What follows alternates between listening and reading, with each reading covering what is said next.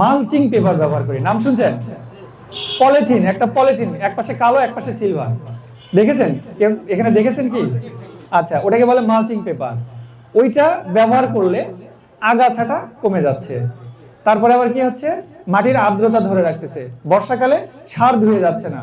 তাহলে কি, অনেকেই বলবে, এখানেও হয়তো বা অনেকেই বলবে যারা জানে না, যে পলিথিন দিয়ে কোনোদিন আবাদ করা যায়, এটা কি সম্ভব?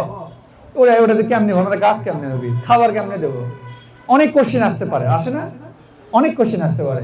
তো এখন একটা বিষয় হচ্ছে, আমাদের একটা ভুল ধারণা আছে কি, যে আমরা একটা নতুন জিনিস দেখলাম কিন্তু সেটা জানার চেষ্টা করলাম না, সেটাকে আমরা বিবেক দিয়ে বা নিজের বিচার বুদ্ধি দিয়ে মানে পরখ করলাম না, পরীক্ষা করলাম না যে আসলে ওটা কি, জিনিসটা কি, দেখি তো, নিজে পরীক্ষা করে দেখি তো।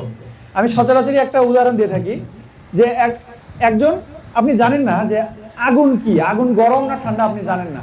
একজন বলতেছে যে গরম গরম গরম, আপনি মনে করতেছেন তালেবান গরমে। আরেকজন বলতেছে না না ওটা ঠান্ডা, আপনি আবার সেটা মনে করতেছেন না তালেবান ঠান্ডাই। কেন আপনার কখনো মনে হয় না যে দেখি তো, না হাত দিয়ে দেখি তো গরম লাগে না ঠান্ডা লাগে?